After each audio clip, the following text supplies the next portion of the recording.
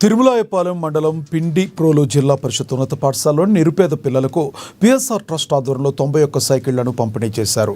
పేద మధ్యతరగతి పిల్లల భవిష్యత్తు అంధకారంలోకి వెళ్లకుండా ఉండేందుకు పిఎస్ఆర్ ట్రస్ట్ ఆధ్వర్యంలో సైకిళ్లు పంపిణీ చేయడం జరుగుతుందని మంత్రి పొంగులేటి చెప్పారు. పేద పిల్లల ఔన్నత్యాన్ని పెంపొందించి అన్ని రంగాల్లో నిలపడమే ఇందిరమ్మ ప్రభుత్వం యొక్క లక్ష్యమని ఆయన పేర్కొన్నారు. ఏ ఒక్కరూ కూడా చదువుల విషయంలో వెనకడుగు వేయకూడదన్నారు. అదేవిధంగా జిల్లా ప్రాథమికోన్నత పాఠశాల ఉపాధ్యాయులు సమయపాలన పాటించి పిల్లలకు మెరుగైన విద్యను అందించాలని సూచించారు. ప్రతి ప్రభుత్వ పాఠశాలలో విద్యార్థుల సంఖ్యను ఇంకా ఘనంగా పెంచాలని ఉపాధ్యాయులను ఆదేశించారు.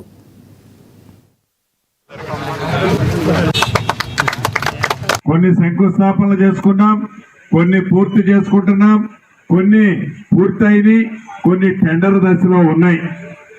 అంటే ఇన్ని అభివృద్ధి కార్యక్రమాలు చేస్తున్నామంటే దానికి కారకులు నేను కాదు, మీరు, మీ కష్టం, మీరు ఆనాడు పడ్డ కష్ట ఫలితమే ఈనాడు ఆ ఫలితానికి సంబంధించిన పండ్లు మనందరం తింటున్నాం.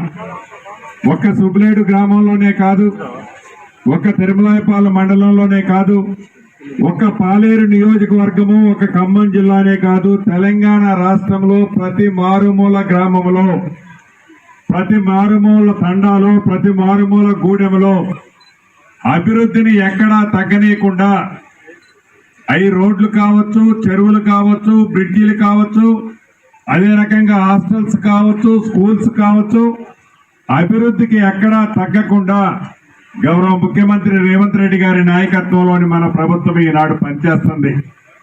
అంతేకాదు సంక్షేమ కార్యక్రమాలకు వస్తే గత ప్రభుత్వం ఏవైతే సంక్షేమ కార్యక్రమాలు మంచివి అరాకొరా మంచివి ఉన్నాయో దేశజానికి పోకుండా ఆ సంక్షేమ కార్యక్రమాలు మంచివి ఉన్న వాటిని ఇస్తూనే ఇంకా నా ఆడబిడ్డలకి 200 యూనిట్ల వరకు ఉచిత కరెంటు,